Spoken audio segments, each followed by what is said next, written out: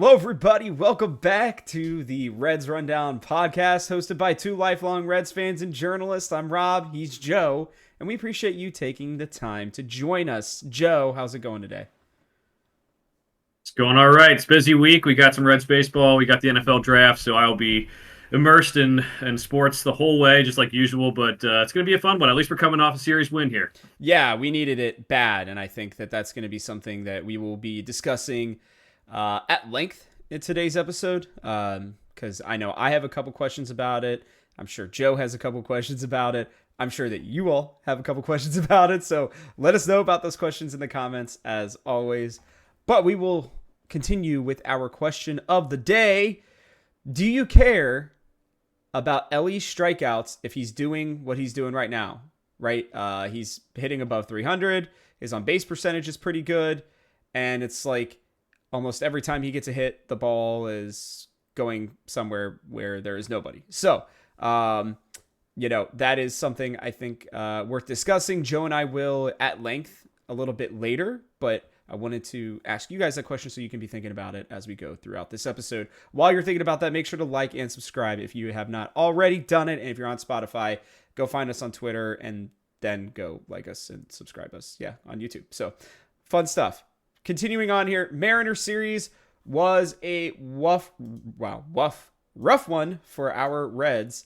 They go 0-3 in the series, and frankly, it was a bit of a bummer from start to finish. Reds lose 9-3 after a horrible start by Frankie Montas. He cannot even get through the third inning. Throws 50 pitches in the first inning, walking way too many guys and clearly just working himself into bad counts. It was then a 3-1 loss in the middle part of the series where Logan Gilbert was dominant to say the least, and Emilio Pagan did things that, well, seems like he continues to do at times other than on Sunday. We move on to the Wednesday game where the Reds lost 5-1. Thanks to, Abbott struggling a little bit at the end, but mostly the bullpen coming in and not being able to shut it down. Elly De La Cruz with the only hit in that game, which was a home run. So, yay for us on that one. But then things turned around. The Reds came home. They got a day off on that Thursday. They come home. Nick Lodolo, we were wondering, we talked about this on last episode, could he repeat it, right? Could he be as good as he was in his first start? Was he as good? No. Was he still great? Absolutely. He moved to 2-0 with a .75 ERA. He gave up his first run of the year. The Reds jumped all over the Angels, including an Elly De La Cruz home run. It seems like when he is playing in those City Connect jerseys, Joe, this is a different man almost at times. We go to Saturday's game, a little closer than we would have liked. Graham Ashcraft it's strange. It's like almost every time once he gets to about the third time through the lineup, things start to get a little worse for him. But luckily the Reds picked him up, specifically Tyler Stevenson, with a grand salami to help the Reds. His bat barrel percentage has been one of the highest in baseball all season, which is pretty crazy. Then Frankie Montas gets injured in the first inning. You wonder, what does this bullpen have in it in the Sunday game?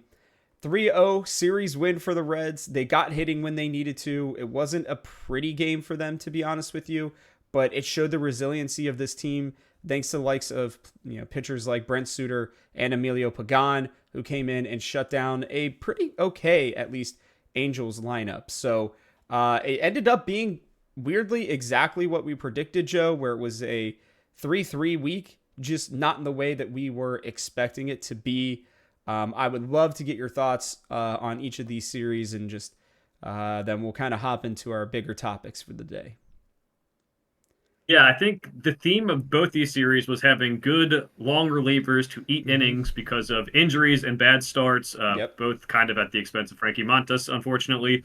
That's good. That's kind of kept us alive. I think we had those rough days, then we had the off day coming in. We had a bunch of illnesses as well. That takes a lot of the bats out of the lineup Yep. for both series, and it's kind of spreading to different people now. Jonathan India left the series against the Angels. Fraley too. But it's getting to the point, I think I said it last week, this is a team that will beat the bad teams. They might go 500 against the average teams, and they probably lose a lot of series to the good teams. And that's kind of what happened here. We mentioned the Mariners were a team that the record was kind of lying. They were a much better team than what was being said about them. And then they come back and beat the Angels, who are a team that kind of bottom of the cellar, I think, in terms of AL West and everything. So for me, I think it's one of those things we have to get everyone back healthy from sickness, from injury, from everything. We need to also have some of our guys who aren't hitting step up. Otherwise, this could be the theme for the whole year, because this is what separates. Right now, this is a team that looks like they can go maybe 500 this year. You want to win a couple of games, go to the playoffs. These are the weeks you need to make 4 wins instead of 3. Those little things end up mattering. So that's just kind of what I noticed about the week overall. Yeah, I think I will push back only slightly in that I think that we just match up really poorly right now against strong starting pitching in particular. I think that it's weird. I feel like outside of the Montas start, most of the pitching in Seattle was okay. It was also a really weird thing where we only went to Seattle for 3 days, so the sleep schedules were weird. We talked about this being a weird West Coast trip for them where they go up to Chicago and then they go over to Seattle and then back home. So I'm going to take those factors in, and maybe I'm being a little too nice because obviously the hitting wasn't great during that series. But I thought the pitching outside of Montas was actually pretty decent. It just wasn't great. And we ran into another lineup that was just so cold. They were going to be hot. It just felt like all the factors were against the Reds in those games. And what I've seen so far, like including the Mets series, this series, is when the starting pitching is really good, the Reds struggle right now. They don't have the hitters, I think, to work the counts correctly. They're swinging out a lot of bad balls, and they're kind of just playing into the hands of the starting pitchers. Once they get to the relievers, generally they've been better. And not just that, but I think when our starting pitching is solid, this team does well, which is weird. I would never have thought that at the beginning of the year. It's kind of like the opposite of last year, where last year it was starting pitching was worse than we thought it was going to be. Lineup was better, right? And so between all the health factors and everything, you're not wrong in saying that this is the way the team is playing right now. I think that specifically when you have really good starting pitching against the Reds, like the Mariners have one of the top 5 rotations in baseball. If you want to know what a really good rotation looks like, that Mariners rotation is insane. They were all bound to have good games pretty much against our hitters, and they are what they are with that one. But I did feel like our pitching was not terrible in that series. I know it sounds really stupid, but for the most part, it was an okay series for our pitching outside of Montas. And I felt like against the Angels, our pitching was outstanding, obviously. Montas goes down again. The bullpen was awesome. Both starting pitchers were pretty good. Graham Ashcraft is pretty much a 5-starter.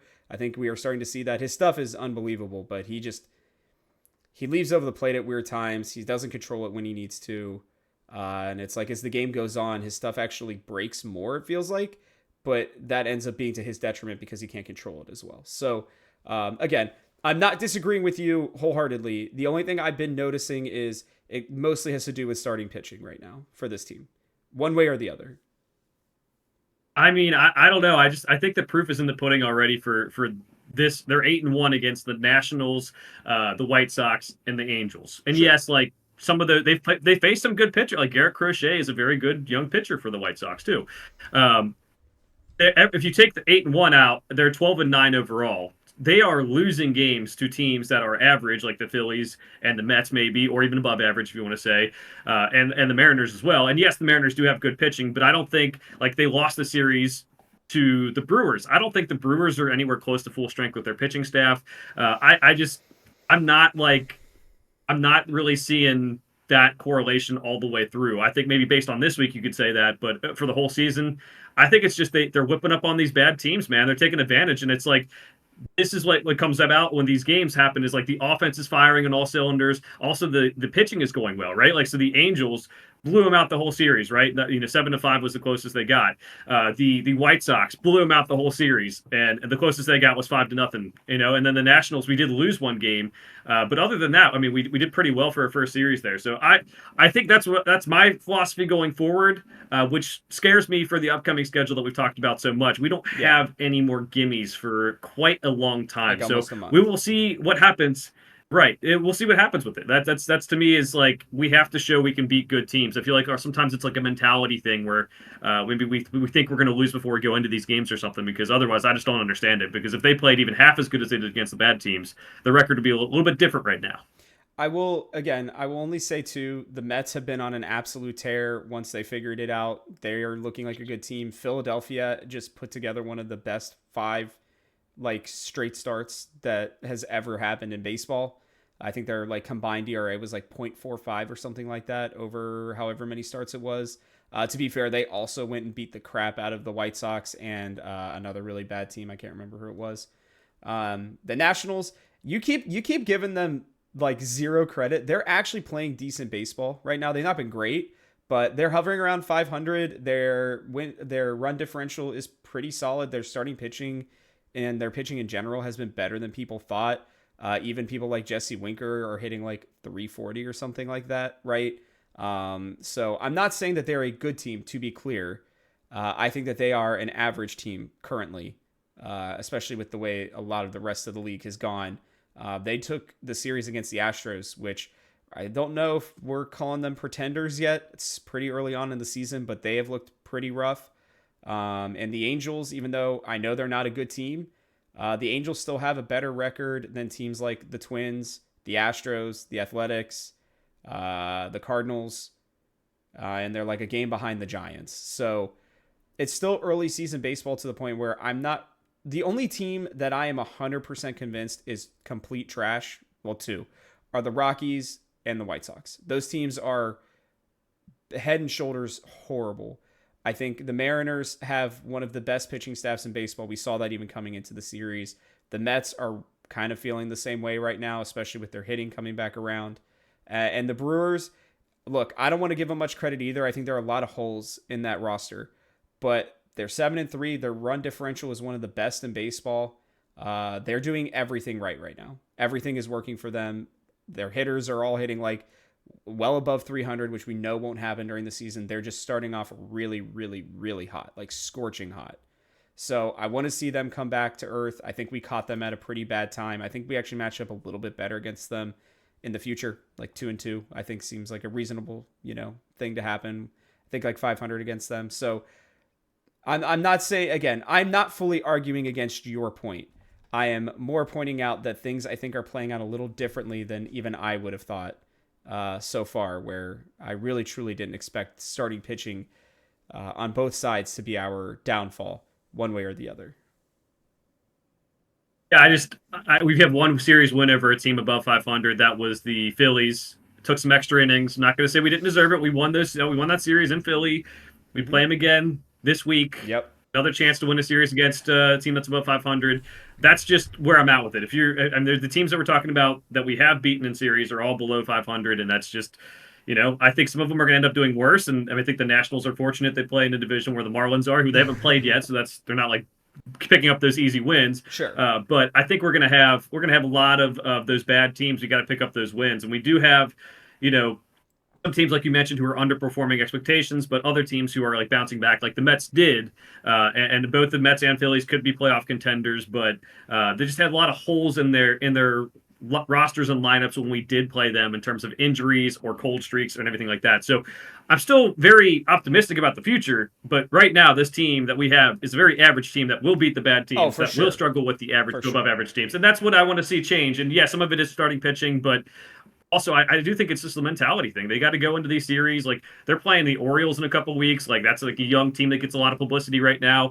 The Reds should be like, no, that's us. Let's go prove to them that that's us. And that's what I want to see in the future here. But to me, I want to see them compete against better teams before I can fully trust that this team's going to go, make a push towards the playoffs like we both predicted before the season. Okay. No, I think that is a very fair thing. And this is, if you guys haven't heard a Reds Rundown podcast, this is where Joe and I are at like our best, is where he's pulling me back down a little bit where I need to be probably, and I'm still trying to hype up. So I'm trying my best. This series felt good. I was pretty down after that Mariners series. I was really worried that this Angels series wasn't going to go the way we thought it would. And they did a great job. Quick side note as we move forward, that Soriano dude is nasty. He was quite impressive on Sunday. But We continue on here. Elly De La Cruz has finally moved up in the Reds order, and I want to read off his stats quickly. He has scored 20 runs this year, which is by far the most on the team, with Spencer Steer right behind him at 5. 22 hits, 4 doubles, 1 triple, 6 home runs, 15 RBIs, 12 walks, which is second on the team. Crazy. 26 strikeouts, which is actually not even the highest right now. 10 stolen bases with a 306 average, and his OPS is 1,051, which is pretty crazy. So, I actually didn't even realize this until right now. I didn't realize that Benson had actually more strikeouts than Elly does. Yeah. So that's a bit of a bummer. But it was good to see Elly finally get moved up into what I think is going to be his natural spot in the order. I think the 2-hole is perfect. He gets protection from the 1 hitter and the 3 hitter. He's going to be on base a lot. He's going to put your 3 and 4 hole hitters in positions to where they can even just lift a fly ball and get a run in, right? If he's standing on third, it's been really promising to, I think, see him. He is now second in batting average and 1 hit behind the leader, which is Spencer Steer, as great as he was to start the season. He's cooled off just a little bit, not because of anything necessarily. Like, Spencer still looked really good. He's hitting the crap out of the ball. It's just going at people when it wasn't before. Elly is looking like a superstar right now, Joe. A 4-walk performance on Saturday is nothing to scoff at. That is really impressive. I don't know how the Reds have found 3 guys to have 4 walks in a game already this season, but they have. And it seems like teams are really starting to pitch around him already. And when they make mistakes and leave the ball over the center of the plate at all, Elly is capitalizing. This has been really fun to watch. I wanted to get your thoughts on not only the strikeouts and everything, because he is still striking out at a pretty high rate. It's about 25%, a little over 25% right now, which is not great, but he's just doing so much damage, dude. It's wild. I don't really know what else to say other than that. I think I'm going to check his WAR real quick while you're talking, but I believe it is quite high. Okay. It's 1.1, which is pretty good for this part of the season. I mean, we're still early on, and it's cumulative stat. 1.2 for Spencer Steer right now, so right behind him. So, no, I'm thrilled he's moved up. I've been calling for it for weeks. I've always said we need to model this over after the Braves and let our young guys get at bats and move them up. And sure, like at the start of the season, like when he was struggling, yeah, it's okay to keep him at 6 on the order. But now that he's hitting the ball, put him at number 2, and we're seeing what he can do by just putting pressure on defenses. He did this where he scored a run, I believe it was Friday. He stole second. He stole third. They overthrew third. He scampered home, got a run out of it. This is what we need. I mean, if this is the team's going to be about, this team's going to be about base running aggressiveness and kind of some small ball and kind of, like a little bit more like Little League play is kind of the thing, because we don't have the power to hit home runs all the time on this team right now. It has not proven to be, at least this year so far. Then, yeah, you need to move him up in the order. He might struggle. I think we need to stick with him through his struggles at the top of the order, and then if it gets too bad, then you can move him down. But it just puts so much pressure on the defense. So, the strikeouts still a little bit concerning, but I do think he's cut down on them for what I thought he was going to do, especially these last couple of weeks this year. The average over 300. If your average is over 300, you're putting the ball in play a decent amount still. That's awesome. He's had so many infield singles. He had the infield single to break up the perfect game by Soriano hitter. Yeah, Soriano. So he's doing a really good job. I'm proud of him, and I do think that moving him up in the order might have given him some more confidence too. Yeah, and I think that he's going to be somebody who needs to play with a lot of confidence. Because there are going to be things that are not going to work to his advantage. But I'm looking at a really crazy stat right now. His career batting average on a ball put in play is 346. It's 400 right now for this year. And a lot of that has to do with his speed, like you said. He makes defenses have to think. They have to speed up their process. And I think that's going to get him on base a lot more. Again, the strikeouts worry me a little bit, but they are down almost like a full 3%. From last year, which I think is really good. And considering over the last couple weeks, I'm sure that's even more significant. And his hard hit ball is about the same. Like, we're starting to, I think, see what he is when he's actually seeing the ball well, when he's trusting himself, and when he's just having fun playing the game. This dude, you put him with like Spencer Steer, and truly the two of them can almost carry this team for the foreseeable future. The wild part is once you get Friedel back, Marte back, and McLean back later this season, because it sounds like they're anticipating he'll be ready by August, which is pretty crazy to think about. We haven't done much on injury updates. Maybe we'll talk quickly about that a little bit later here too. But there's a lot of things going well right now for him, and we'll have to see what happens when he kind of, like you said, dips back down and, you know, things maybe don't work out. So I think that was really the big thoughts I had. Do you have any extra things to add on Elly? That seems to be about it for me. No, I think he's really focused in on just putting the ball in play as a right-handed hitter too, especially because we know his power isn't as natural from that side of the plate. And we saw, like, you know, he had the inside the park home run from the right-hand side of the plate. He's put the ball in play and hit infield singles from the right-hand side of the plate. So I'm excited to see him do that and go through this. I think it was a rough stretch to start the year, but if he can if his average dips and he goes down to like if he hits like 280, 275, and he's still doing this and putting the ball in play and cutting down a little bit on the strikeouts, then I'm happy. Well, I guess I do have two other thoughts now. You said that I thought about things. It's that he's, I think, adapting. That's what's most promising to me, is he could have continued to slide and gotten a lot worse. He has not done that. He's striking out at a pretty normal rate now for baseball, which is, I think, closer to like 20%. And not just that, but what's crazy is his power. Like the opposite field home run that he hit this weekend, I believe it was on Friday. That was unbelievable. That's like, I told my family, I was like, that's like a pop-up most of the time. Or not even maybe a pop-up, but like, you know, a fly ball to the left fielder. This dude just, if he barrels a ball, it's going to go somewhere. And I really wonder to see how teams are going to continue to adapting to him, because the reason why he's walking at a higher rate now is because he's learned that plate discipline. Teams are throwing around him a heck of a lot more right now, and it's working out. So I agree with you, Joe. He's so fun to watch, man. I mean, there are people, I'm seeing it all over Reddit, Twitter. There are fans all over the place now. Like the amount of respect that he's getting on even like RMLB and stuff like that is pretty wild. I mean, people are losing their minds over him. I'm almost at the point where I'm going to be soon calling for them to get him that big extension, to just kind of lock him up, guarantee that he's here, and, you know, take care of Reds fans for a little while, because they have the long-term money. The only person that's on contract for a really long time on anything that's not arbitration is Hunter Green. So it may need to happen here sooner than later, especially if he continues this tear. We'll move on. Frankie Montas takes a freaking I forget who hit the ball, but somebody just smacked the ball, hit him in the forearm. I was in the middle of cleaning my house, and I get an alert on Twitter, and I look, and it's Montas exits the game after the first inning, and I go, oh no, like this is awful. Luckily, it's a bone bruise. Those do take a little while to heal. It's kind of going to be up to how he can work through the pain, to be honest with you. But no fracture, I think, is probably the most significant thing. No structural damage of any kind. But his forearm did tighten up to the point where he had to be taken out of the game. And I wanted to talk a little bit about that. And we have to ask the question now, who's next? Who is going to be coming in for Montas? We have 4 full days before his next start. So we obviously have time to figure that out. The Reds have not announced anything yet other than he's day-to-day, essentially.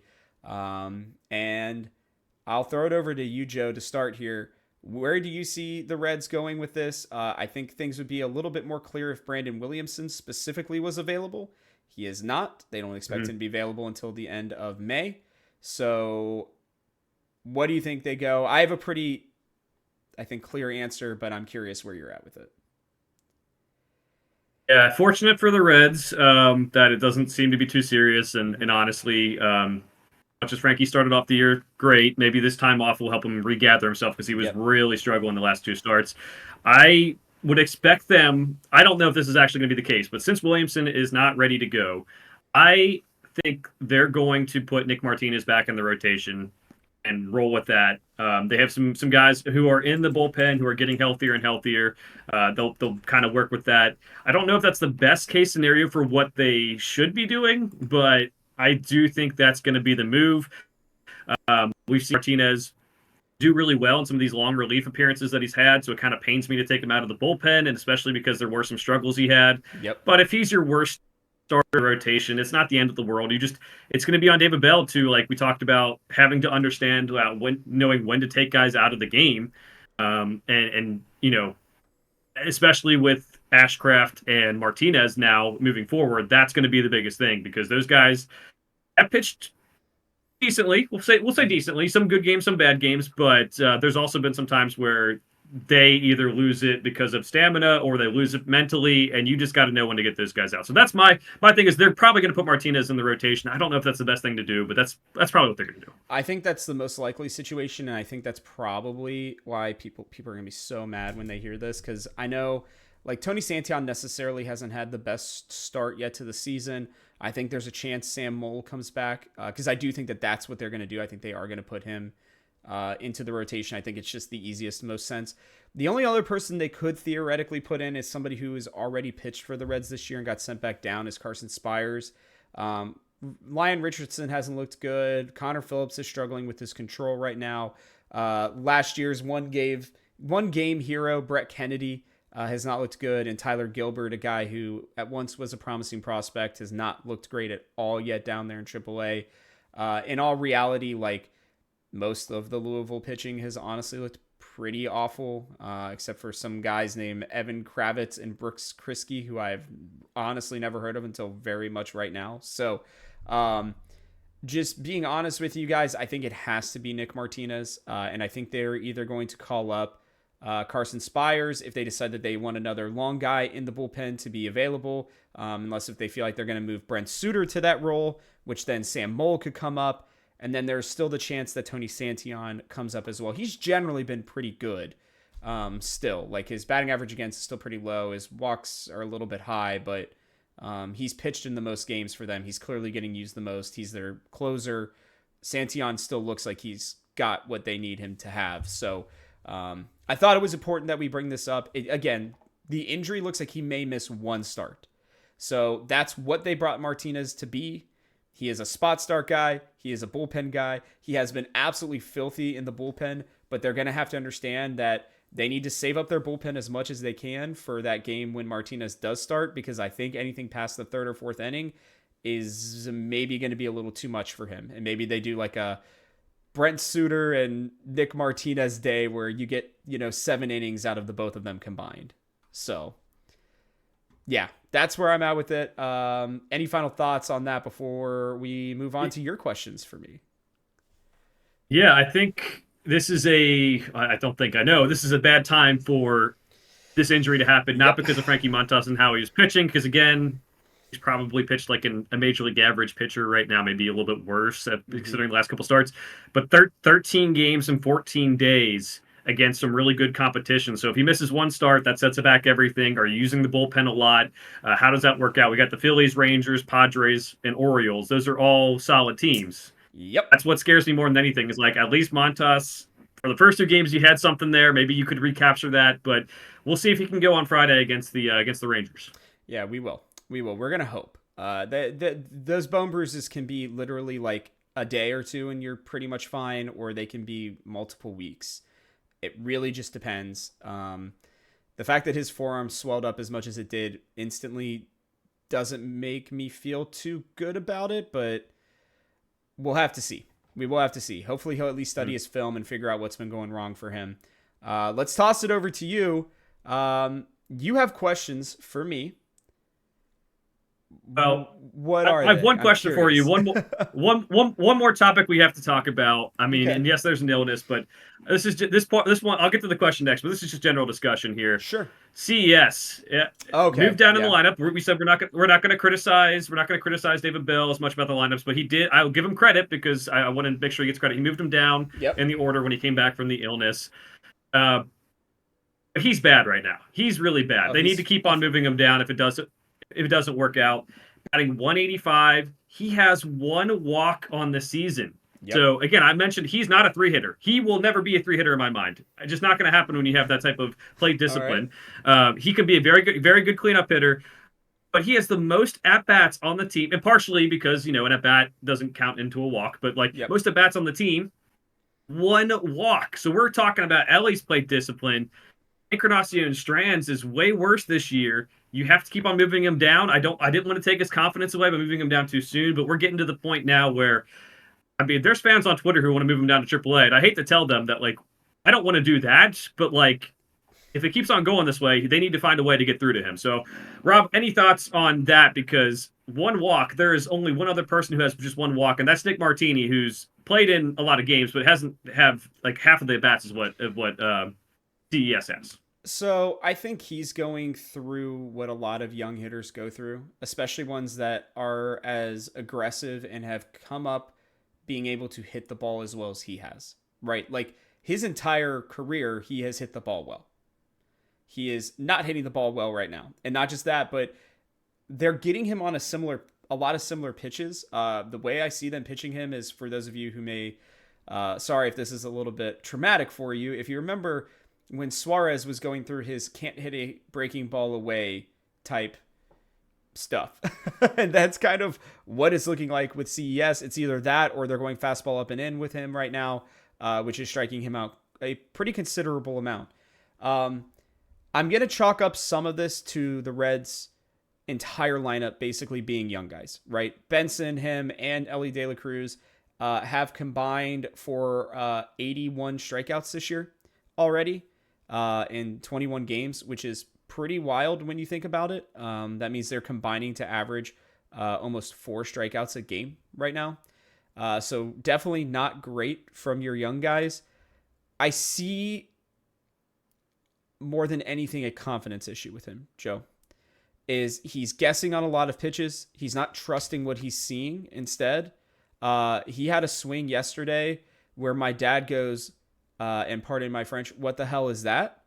And I said he had decided that he was going to swing at the first pitch regardless of what it was. It didn't matter where it was. It didn't matter what was going to happen. The funny part is that was the at-bat where he hit the double to score the runs. So, and he was in an 0-2 count, and they left a breaking ball over the plate, which is something he capitalized on. He's got to learn to be a little less aggressive. We saw Elly go through this last year, right? People, I think, kind of forget Elly has 2 or 3 full months on CES in terms of time in the major, Mm-hmm. right? I'm not concerned to the point where if he ends up dropping down to like our 7 or 8 hitter for the next couple months, I'm not too worried about it. I don't know if I agree with you that he's never going to be a 3-hole hitter. I think that this is something that we'll have to see as he gets. Look, Spencer Steer's the better one. So yes, technically, like Spencer Steer will probably be our 3-hole hitter for the foreseeable future. I think he's more like a 5 hitter. I think that that's more where I see CES right now, 5 or 6 generally, especially once McLean's healthy, Noelvi Marte, TJ Friedel. I think on other teams that don't have the lineup potential that we have, he could theoretically bat third and be like a 220, 230 type hitter. But I think he has the tools to be a 250, 260, 270 type of guy once he figures it out. It is ugly. It's really sad to see him struggling as much as he is because you can see it every time he gets a hit. Basically, he is like jumping for joy, which you can tell that just shows the amount of pressure that he's putting on himself. I will say to Reds fans, even though my boy Mike Ford down here, I just saw is hitting the absolute crap out of the ball right now. Has a 949 OPS with 6 home runs. I don't think sending a player like him down to AAA is the right way to go about it. I think that you have a hitting coach for a reason. You have to work with him on this stuff, and you have to help him through it. But he needs to keep moving down in the lineup. It's pretty obvious that he's not going to get himself out of this, and I will say you and I both called it out like 2 weeks ago, but it is egregious that he was a 3-hitter for as long as he was with the rest of this lineup doing what it was. So, very sad to see. That is my full opinion on it right now. I'm very hopeful for his future. I think he will be fine. I think he is going through a pretty tough rut. And I don't know if he will ever have the plate discipline that you and I would like, but I don't think that he's going to strike out at this absurd rate. And I think he's going to be more of your a Eugenio Suarez, where he's going to hit maybe 30 bombs in a season and he's going to bat like 220 and he's going to strike out like 150 times plus a year. Yeah, I should say I never, even when he was hitting the ball, thought he was a 3-hitter. He's more of a power guy, more of a 4-hitter. Okay. I want the 3-hole hitter to be the best all-around hitter on the team. Sure. That's more traditional baseball than the way things are going. Obviously, we're seeing guys like Kyle Schwarber bat leadoff and just hit in the 100s and stuff, but it's not a him problem why he's not a 3-hitter, but it's definitely a him problem right now why he's not a 3-hitter as the way he's hitting the ball. Sure. You have to see the ball better. I think the hate, I will say, that Elly got needs to kind of be shifted away from Elly now, because I don't know if there was ever a point in his career where Elly was batting 185 and also with just one walk through all this time. I mean, there was definitely some bad times. So he was this is hitting like, I don't want to say hate. Span that time for sure. He had stuff like that for a span. Okay. For a span, but not like, I don't know, 19 games played now. So props to David Bell. We've given him a lot of criticism this year. I'll give him props for moving him down and like giving him a chance to like, hey, we don't want to mess up your your headspace or anything.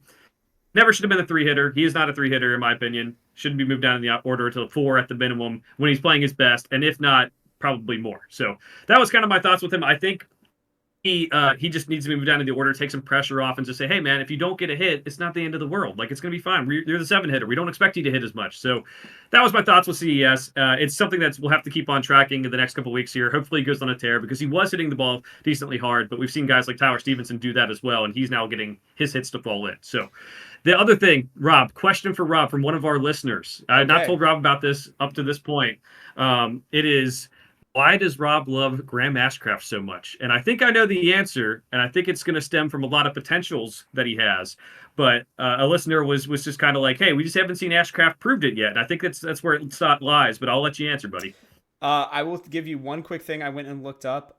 Between June 13th and July 6th, Elly De La Cruz had exactly 1 walk in 19 games. So, and then he went on another one where it was a very long period of time between walks for him. So I will say that to that point. But he was hitting the ball well during that point. So, you can... That was my point. So, it's cherry picking, to be clear. What I see with Graham Ashcraft is he's young. I think a lot of people in sports in general nowadays are not willing to let people figure it out. Like, one of the things I've been seeing posted a lot, specifically about Hunter Green, is his stats compared to Hall of Fame, one of the greatest pitchers of all time, which I don't think is fair, but Randy Johnson, his first 3 seasons. Similar to how it took Peyton Manning a couple years to kind of get it figured out, right? Like, the patience for players to figure it out nowadays, I think, is very low.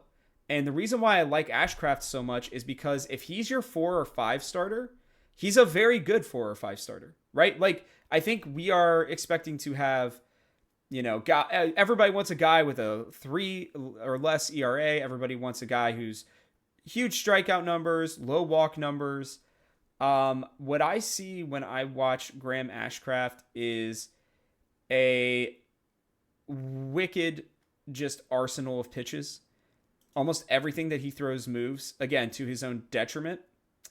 But he is a guy who I think has a very high ceiling and a relatively known floor at this point. Like, if he's going to be a guy who I think hovers around like a 4 to a 4.5 ERA, that's still not generally terrible in baseball. He's striking out more than one guy right now per inning, which is good. I think his problem, honestly, is they have to figure out what to do once he gets later into games or when he gets into crises, because it's like he goes from being able to mow everybody down, making them look stupid, to leaving balls over the plate, to putting himself, like, one of the things I saw, I think it was in this last start, he had like 2 outs and he just walks a guy on 4 pitches, right? Like, that's young pitcher. I have a lot of stuff, not a great pitching mind, right? And those are things that I think can and will change with him. And that's why I'm excited, is because he's only 26 years old. I think that he's kind of the obvious man out once maybe Connor Phillips figures it out well, or once Rhett Lauder figures it out well. But I also think there are points where it's interesting. We saw it last year, I think in particular, where he was like insane through the first couple starts. Then he was god awful for a number of starts, and then he was insane again. So it's, for me, finding consistency for him. And I feel like if he finds consistency, he could truly be one of the best 5 starters in baseball. There are a lot of really, really bad 5 starters. I don't think he's ever going to be a 1, 2, or 3 guy, to be clear. But I see as somebody who I think knows at least an okay amount with pitching, what I see with him is a struggle to repeat his delivery at times, and almost an overabundance of overthinking when it comes to trying to figure out the third time through the lineup. So those are things, all of that is to say, those are things that I think can be cleaned up and things that I think take time to adjust to. But once he does, I feel very confident that he could be, again, I think truly like one of the best 4 or 5 starters in baseball. He should be pitching, playoff games for you very often, if at all. But yeah, that's why I get excited for him, honestly. Hey, and I appreciate you not just being a front-running guy who just likes all the best players. Rob sometimes likes the underdogs, and I think it's a lot of it he sees the potential. And I personally have... Go ahead, sorry. Well, I was going to say this, too. If people really want to dog on me for it, his and Hunter Green's stats are almost identical. At least ERA-wise, and at least in terms of walks, hits given up, home runs given up. He's got less walks than him. Hunter also has 5 hit by pitches. Graham has none this year. It's a 2 difference in terms of home runs. Their earned runs are 2 difference. Their whips are almost identical. I'm not saying they're the same pitcher. I'm just saying if you're just basing it on stats, why would anybody be critical of him compared to somebody like even a Hunter Green, who I think a lot of people are either here or here with? Right, Hunter Green's a little bit better, but not by that much based on the stats. So Exactly. I get what you're saying there. I do think this is a big year for all these young pitchers to prove themselves, because you're right, a lot of times we give up on people too early, but if you're age 26 and he has a 5 ERA this year, which he's had, Graham Ashcraft has had a close to a 5 ERA every single year he's been in the majors. 4.79 was his lowest. I think it was his first year. Second year. He's like that. Yeah.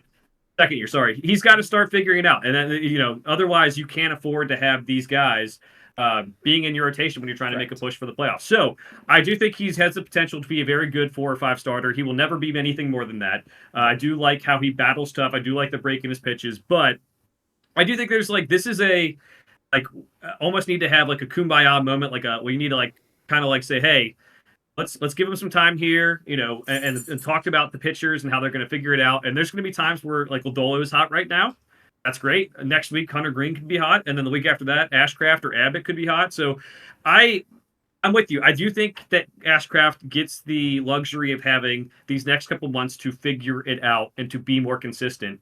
And if he can't do that, then it might be a time to move to someone else like Brandon Williamson if he's healthy, or something like that. But I do see the potential there. So I'm with you on that front. I just think it's getting to the time when your third year, if you don't have it figured out as a 26-year-old, not just a guy who's in the third year who's 23 or something like that. It changes a little bit. So I'm excited to see what he can do in the next couple of weeks here, because again, when Montez comes back, we theoretically have starting pitching that we can bring up and replace him if he doesn't pitch well. But I also think he could go on one of these massive streaks that he has, because he is very streaky on, one start can make 2 starts. One good start can make a second good start for him, but also one bad start can make a bad start for him. So that's, to me, it's all mental with him. And I think, continuing to go through it and kind of figure things out, I will give him the next 2 or so months to figure this out before we really start having conversations about Ashcraft getting put down. That sounds really bad. Holy crap. I did not say put down. I meant sent down, not put down.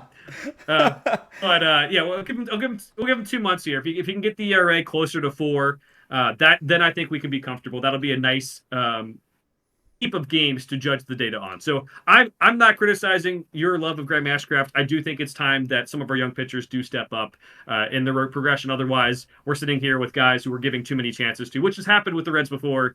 If you think about guys like Billy Hamilton or like Drew Stubbs, who just kept on getting at bats and just never figured it out. So that's where we have to find where the line is, and we do have a little bit of time before that line gets hit, where it's like, all right, we're cutting him off. I just think I will say this too. Like, I think part of it is mismanagement from David Bell. I think people stare at the ERA. I look at the rest of it as well, because I obviously an ERA is an important stat. But like, if you were to give up, 10 runs in one game, but your other 2 games are absolutely fantastic, everybody's gonna be like, he sucks. His ERAs, I forget what exactly that would be. Brain's not working this morning, but it would be very high, right? Like, I think it would be close to like an 8 or something like that, right? Even if he went 5, innings of, no run baseball, both games, but then gave up 10 runs in 5 innings, right? Like, it'd be something close to like an 8. But, and that's kind of what Graham is. I think the problem is he's just not consistent. Like, his Phillies start 6 innings, 2 runs, both of them were just home runs to freaking Bryce Harper in that insane game, 5 strikeouts. Then he has the Milwaukee game where he's actually pitching really well, if you remember. And David Bell keeps him out there for too long, and his ERA just gets absolutely tanked off of, like, literally the fact that David Bell should have just taken him out after 5 innings. He had given up no runs at that point, or maybe 1, and instead he ends up giving up 5 runs. He's also a guy who doesn't walk a lot of people. He's just not. Like, last game was his worst game in terms of walks, and it was 3. Most of our pitchers seemingly do that on a regular basis. He's had 2 walks, 1 walk, and 1 walk in his other starts. Then against the White Sox, we know it was a bad lineup, but still, absolutely dominant. 8 strikeouts, 104 pitches, almost 6 innings. And then this last start against Los Angeles, same thing. Yeah, he gave up 2 runs. Then he got through to the third point in the lineup where he ran into some trouble. Bell probably should have taken him out a little bit earlier. It's like really weird. He seemingly kind of just gives Graham these long leashes and doesn't take him out when he should. His ERA would be astronomically different. Like, he'd probably have at least 4 less earned runs, which would put him closer to like a 3.5 ERA right now. So I want to say that too. His strikeouts are generally pretty high. His walks are pretty low. He doesn't give up a lot of hits. His biggest problems are home runs when he's getting tired and pitching into a lot of three ball counts. So I'm going to defend him on that part. I really will say, like, because it's like I watch these games and I see at points where it's like, okay, he's starting to break down. He's starting to get tired. He's starting to get fatigued, or they're starting to figure him out. And instead of, he's such a bulldog that they don't take him out. And you know me, I'm not a huge critic of David Bell generally. I feel like I'm not an apologist for him either. I feel like I'm a pretty normal amount of critics for him. But it's really weird. I'm thinking about it, and it's like, with Hunter Green, he's willing to pull him early. With Abbott, he seemingly pulls him earlier than he should. With Lodolo right now, he's been kind of perfect, which is nice. With Montas even, right? He should have pulled him earlier than he did. With Graham Ashcraft, probably should have pulled him earlier than he did. Like, there are just different factors in games that you can't always contribute to something like ERA. And so I want to make sure that that point is also made, where I actually think the majority of innings for Graham Ashcraft this year have actually been excellent. It's just when he starts to run into a problem, either Derek Johnson needs to get his ass out there and help him out a little bit, calm him down, whatever it is, take that adrenaline down, or David Bell needs to take him out. Because I really do think we would be having a very different conversation, especially in that Milwaukee game, if he had taken him out. I mean, that's 4 full earned runs difference in that exact game if they had just taken him out earlier. And that would seriously lower his ERA pretty substantially. It'd be closer to like a 3. So just throwing that out there. Well, he's really not been terrible this season. They just have to take him out at the right times, and I don't know why they're not doing it. Yeah, you know me. I'm a big ERA guy. It does tell the full picture, in my opinion, because it's over a full stretch of games. Now, he's only right now. Yeah, it's a little bit inflated. That's fine.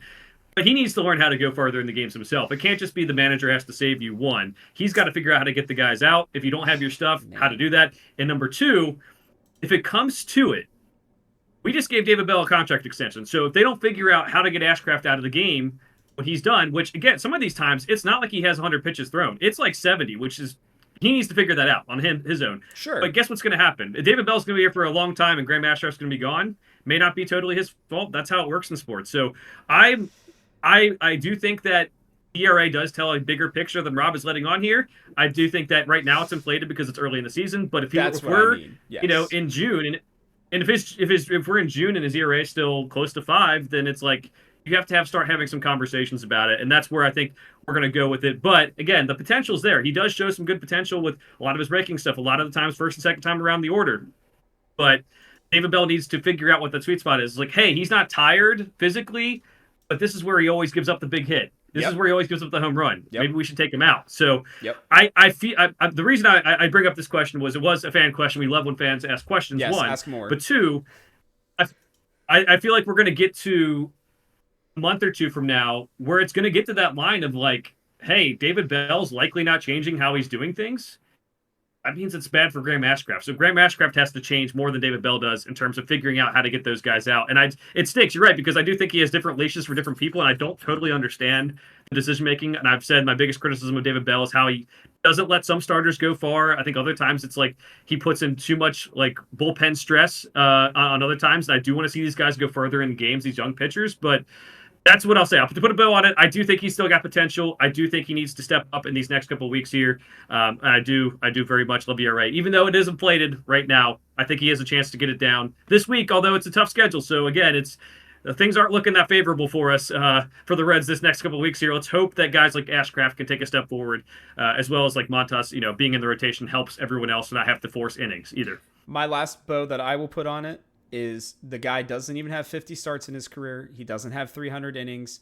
Again, in one extra start, Hunter Green actually has 15 less innings than Ashcraft does. So, and like we think about Abbott being super young, right? And he has literally only half the starts that Ashcraft does. And I think we would give Andrew Abbott a much bigger leash.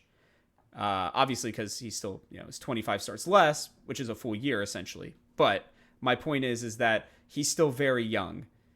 Our entire rotation is extremely young other than Montas, and they're going to have their ups and downs.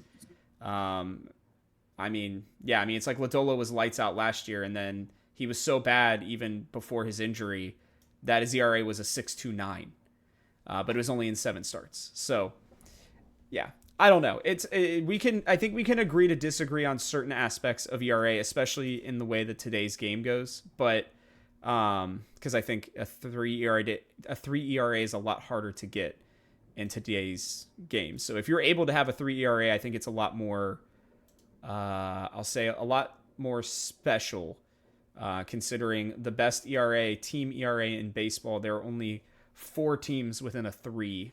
Combined ERA, and that's the Red Sox, Tigers, Yankees, and Guardians.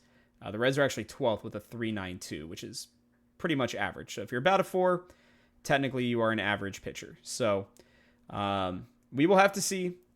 That's my last bow on it. I appreciate the question quite a bit. I'm always going to defend guys that I think deserve at least the chance to show their potential. If the potential's not there, I will be honest, there are people who I'm willing to give up on, specifically people like even though he pitched well the other day, people like Emilio Pagan who drive me nuts. It's a thing for me. But you said it earlier, Rob. Rob will have all the faith in these guys in the world. I got to bring him back down to earth, and I will be the biggest critic of these guys and say, hey, you need to step up.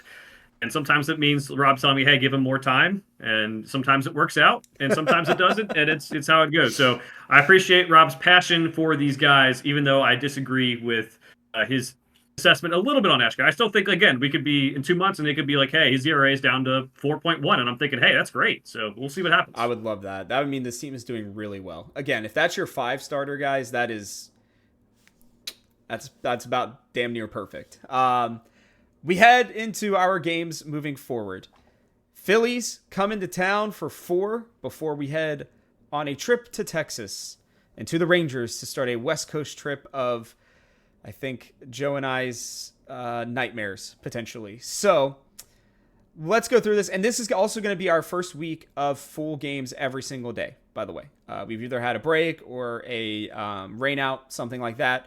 This will be the Reds' first week where they have to play. Now it will be 10 straight games, I think, before they get a break. So we will have to see how this team can hold up during that.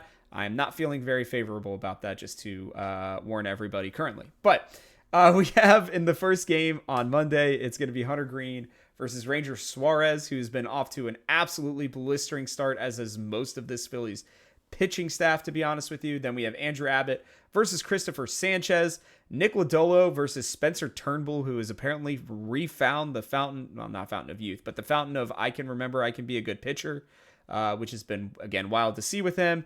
Then Graham Ashcraft versus Zach Wheeler in another duel. I believe they also dueled in Philadelphia. I'm pretty sure. I feel like that might be right, or it might have been the Christopher Sanchez game. Regardless, the weird part is we have played them 7 games and not had to face Aaron Nola, who's actually the pitcher I currently would have feared the most, even though I know he's not necessarily been the best, but kind of wild that we're not getting him. Their closer, as a reminder, is Jose Alvarado. He's 4 for 4 so far this season. Their lineup is pretty stagnant at this point in a good way. Schwarber, Turner, Harper, Real Muto, Bohm, Marsh. I said March for some reason on our sheet, but I meant Marsh, Castellanos, Bryson Stott, and then Rojas. So, with Whit Merrifield, Sosa, and Christian Pashy as their backups, it's been really sad, honestly, for me to see Whit Merrifield struggling as much as he has, because I've always really enjoyed watching him. Joe, where are you at with this lineup, with this team? They are coming off arguably one of the best homestands you could ask for outside of an actual just 10-game sweep for them. They went 8-2. Their starting pitching has been absolutely dominant. I'm not going to totally take it away from them, but even their own people are saying, well, we need to temper expectations because they played the White Sox and the Rockies for 7 of those 10 games. If we're going to take some credit away from us for just beating the snot out of those bad teams, they actually looked technically worse than we did against the White Sox, and it took a walk-off hit against the Rockies to keep that from not being a more potentially dangerous series, all while at home. That's my caveat and preview of that. Where are you at with them? The analysis will be much the same as it was a couple of weeks ago. It's going to be about avoiding the deep ball, avoiding the big bats. For me, it's almost like, I keep on saying this with different teams, we're getting them at the right time, and not because, like, most of the time it's because of injury. I do not want to play this team in the middle of summer when the ball is just flying out of Great American Ballpark. So in that regard, we are playing them in the right time. We're also not facing Nola, like you said. But we saw in the last series, we saw specifically with Ashcraft and Abbott, they struggled to pitch inside to guys of the opposite hand. Yep. And that is something, if they can't do that and leave balls out of the plate, that's 2 starters against the series. So I do think that's something to watch out for. The Reds, I'm just looking for their offense in terms of just putting the ball in play and seeing what happens. This is not the greatest defensive team overall. I think you can find ways to get on base and then force some errors in that way. So for me, avoid the big home runs. Again, same thing as a couple weeks ago, and then just put the ball in play. And I will give the Reds credit. They currently are tied for 11th in home runs given up at only 21. The best teams in baseball, funny enough, at not giving up the home run, are tied at 12, and they are the Mets and the Nationals, 2 teams we have played against. So I think the Reds have done a pretty good job at, like, their biggest, I think, home run game so far this season was that Phillies game, I believe, against Bryce Harper, where he had 3, and I think I want to say Bohm or somebody had 1 more too. So was not a good outing for Graham Ashcraft or Brent Suter in those games. But in general, I agree with you. I think that this team, they're hot right now, and the weird part is I'm actually happy about that because they will come back down. Now, whether it's going to be this series or the next series, we don't know, but it's likely going to be one of the two. I'm interested by the fact that we are playing them 4 games. Luckily, this time at home, the fact that we were able to go 2-1 on the road, if you remember, in multiple monsoons, that was a little rough to say the least. But this team, it's interesting because I feel like the Reds match up pretty decently against them. I wouldn't say extremely well against them, but what the Phillies have done this year so far, they've actually really cut down on strikeouts, which has been a big problem for them in the past. And you kind of got to get through the first 6 hitters in their lineup, I think more specifically.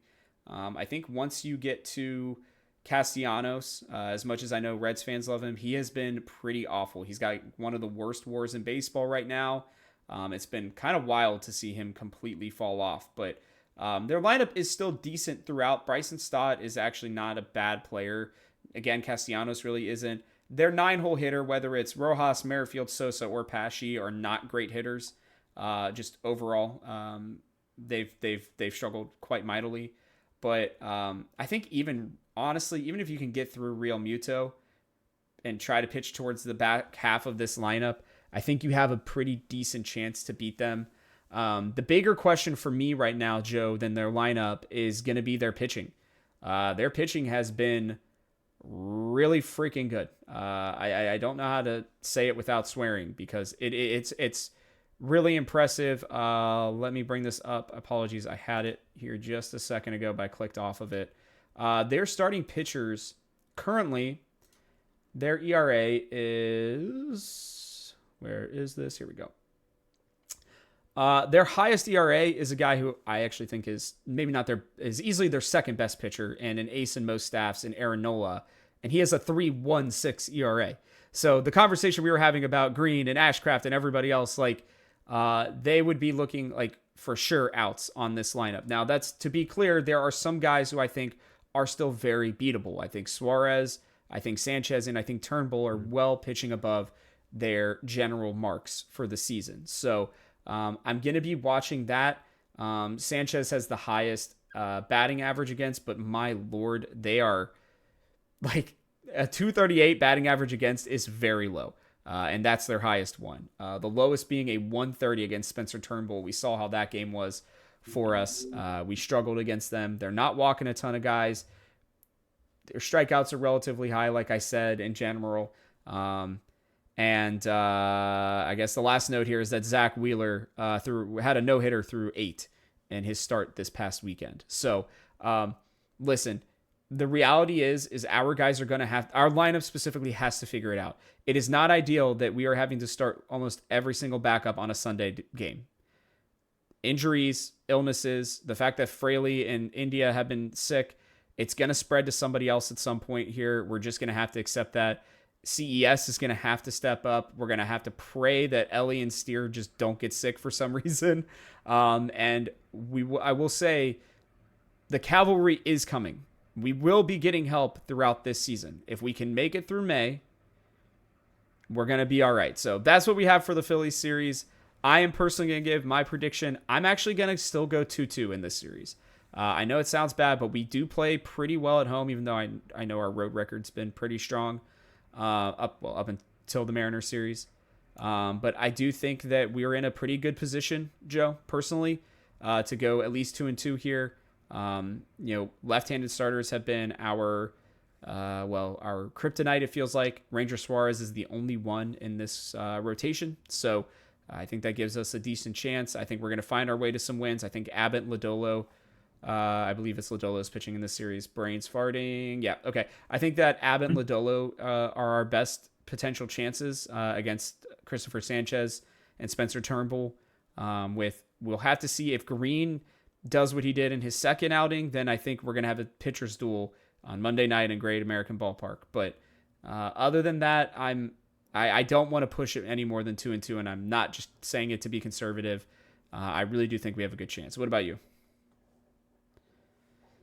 I'm going to go 2-2 as well. This will be coming down to the pitching more than anything. I think this series will be a pitching duel, and then the next series you have to win in a slugfest. So we'll see if we can win games in different ways. I think is exciting to watch for teams. Rob, you mentioned not the greatest against left-handed pitching, but I think we have 4 wins against left-handed pitchers this year, which is incredible. I think we had obviously not the greatest pitchers, but like Crochet was good, and then Ashby for the Brewers, and we had 2 against the Angels at least. So. Yep. Maybe that gives us a little bit of momentum going here. Maybe that could help. But I'm going to go 2-2. The pitchers have to step up. I do think that we have, I don't know which of these young guys, but the fact we have all 4 young guys in this series, I think is intriguing. I think we can have some of them have big games, some of them have bad games. We might win a game by 5 runs. We might lose a game by 5 runs in this series. I think that's how it could be. And that's how these young teams are. It's very interesting, and we'll find more consistency, I think, as we get closer to the summer. We go then to Texas. to the home of the defending World Series champions, the Texas Rangers, for 3 games. We have the spot start of either Nick Martinez or Frankie Montas, most likely, versus Nathan Eovaldi, somebody who has consistently surprised me with his ability to stay at an just below elite level, but above average pitcher when you just don't hear much about him, but he really is truly a very strong starter for them. Then we'll be facing old friend Michael Lorenzen with Hunter Green, and then Dane Dooning against Andrew Abbott, originally I believe with the Twins. We may have faced him once when we were up there many moons ago. Their closer used to be Jose Leclerc. He blew 1 save, and they've been kind of going with Kirby Yates, another former closer. We could see either of them. Honestly, both are right-handed pitchers, so I'm not too worried about them. I think it's Yates that has like an insane changeup. I can't remember. One of the two of them do. But their lineup consists of Simeon at second base, Corey Seager, World Series MVP, if I remember correctly, at shortstop. Evan Carter, I believe. It's Evan, right? Or is it a different Carter? Okay, yeah. Yep. One of their young guys, he's batting third. He's been playing pretty well. Adolis Garcia out in right. Nathan Lowell out there at first base. I think it's Josh Smith at third base. Jonah Heim will be likely coming off the bereavement list by the time that we face them here. Wyatt Langford, one of their also really young new guys who's been on and off so far. And then Leody Taveras, I found out when I was looking this up, cousin of Old Red and favorite for so many people, Willie Taveras. I say that as a joke. I think a lot of people did not like Willie Taveras. Dusty Baker's finest moments there for sure. But this is a good team. I mean, there's no real way to go around it, talk about it otherwise. They are a solid team. They are 12-11 right now, which may not show that maybe to some people. Their pitching's, I think, been a little weaker than they had hoped, but they also have, people like Max Scherzer on the IL, and I think they're still waiting for, what is his name to come back this year? Who is the big guy that they got from the Mets? Why am I forgetting his Jacob DeGrom. Jacob DeGrom, thank you. He is not on this team either. This team can hit. They play baseball really well at home generally. And, they were World Series champions for a reason. This is a formidable lineup from top to bottom. They've got pitchers out the wazoo. The fact that they have 2, I think, very strong closers means that if you don't have a lead going into the 8th inning, you might be in trouble. So this is a tough series. I'm going to pray for 1 win. Not even kidding. I don't really love the matchup coming into this one. I think we'll actually hit a little better than people think against this team. But I'm a little worried about our pitching in Texas, where it is a little bit hotter and where I know it's an indoor stadium, but it just feels like it's a bigger stadium, but the ball can still fly out there pretty easily down the corners. Which I don't think is great for our guys. I don't hate our matchups either. I think that's where we're going to find a win somewhere. But Lorenzen's been really good so far this year. Evaldi's been pretty good, and Dunning's been pretty solid. I'm really hoping that last game of the series, the getaway day with, I guess Sunday technically with Abbott versus Dooning, ends up being the day that we find a dub there. But I'm not feeling super hot coming into this series, Joe. Officially 1 win for you. Is where you're going? 1 is where I'm going right now. Yes. Yeah. Okay. I have the same thing. I'm going 1 win. This is a good team. As mentioned, Phillies games, if we're going to win, it has to be a pitcher's duel. These games, if we're going to win, it's going to have to be we score some runs. So yeah, excited to see that. Excited to see what our offense can do. This is I think a decently well balanced lineup, even though they have some young guys in there. But I'll say it again, we're getting them at a very good time because you mentioned the Grom and Scherzer are out. Tyler Madley, former Red, out right now. Yep. Cody Bradford out right now. That's 4 guys from the starting rotation. They've done a really good job of adding guys like Michael Lorenzen late to kind of patch that starting rotation up and showing that they want to go back-to-back. They also have 4 bullpen pitchers out right now injured. I don't know if any of them will be back by the time we actually play them later this week. That's always very nebulous. So we'll see how that goes. But if you're going to get a team like the Rangers, they're right now playing pretty average, like you said, Rob, like 12-11 record. A lot of the starters are out. I think it's gonna be 1 win. If this team was full strength and we were on the road, I don't know if I would be confident in that. So I'm gonna go 1 win. I'm I'm going to try to keep a level head here on a losing week is what we're both predicting. But if we see in the first couple games, we see those pitchers perform, and then in the last couple games against the Rangers this week, we see the hitters come through. It'll be a good sign going forward because we have a brutal schedule coming up. Yeah, it's not going to get easier for us, guys. That's why those 3 wins against the Angels and those 3 wins against the White Sox were absolutely must-haves. I would have loved 1 win in Seattle. I think that would have really put us in a good position. But I would not be surprised by the end of May if we are like maybe 3 or 4 games under. I think a 7-game swing wouldn't be completely out of the question over this month. As bad as a lot of you are probably going to be really upset about that, but that's just the reality. Things genuinely get much easier throughout the entire rest of the season. We're pretty much on the, NL Central, West Coast, or East Coast, excuse me, for the rest of the year. Most of the West Coast teams we still have to play are coming to Great American Ballpark instead of us having to go there. And we're also getting pretty much all of the important players that we need back during that time period. So it's literally, we are now, I prefaced it before the Phillies series, we're in survival mode. It is just survive in advance in a baseball sense. Yeah, absolutely. I'll just point out, after this week, we'll be done with the Phillies for the rest of the year. Yep. We have the Rangers AL team. We only play them once. The Orioles are coming to town. We only play them once. Yep. By the end of May, we'll be done with the Diamondbacks. Mm-hmm. We'll be done with the Dodgers by the end of May. So all these good teams we'll have faced, and then we have series against, like, the Cardinals are bad. We have series against the Cubs, who are beatable. The Rockies, the Brewers, the Pirates, the Red Sox are pretty bad by their standards this year. And then to end the first half of the year, we have Detroit, Rockies, Miami. If we're, say, at the end of June, if we're like 4 or 5 games under 500, we can make that ground back up. So, as you said, it is very much survive, stay within contention, wait for some of these guys to get back, because this is, I don't know who makes the schedules, but I don't know how we got all these tough games in a row and how we get done with certain teams now. It just makes the back half of the season so much more enticing for us. Yeah, it really is, guys. Like, do not get too down. I mean, hell, even if we're like 6 games under 500 by the end of May, like, I really am that confident, because you got to understand too, we're a young team. Our team will only get better theoretically throughout the rest of the season as well, where we can kind of gain confidence heading into the playoffs. So keep our heads up. Really hope that Elly and Steer continue to do what they're doing, and we'll have to see what that is. Do you have any final thoughts before we sign off on a little bit of a longer episode? I apologize for my Graham Ashcraft defense, but I felt like you guys wanted you asked for the question. I wanted to make sure I gave as much information as I can for you.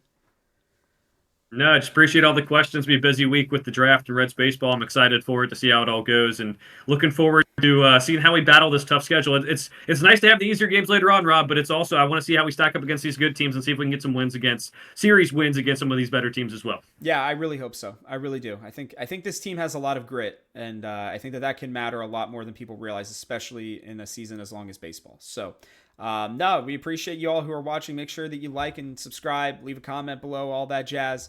We really do appreciate it. If you're listening on Spotify, we hope you will continue. Share this with your friends. They love baseball and they have questions about stuff. We'll do our best to answer it. And yeah, we just really enjoy it, and we appreciate you guys who are listening and watching. So thank you so much, and we'll catch you guys on the next one.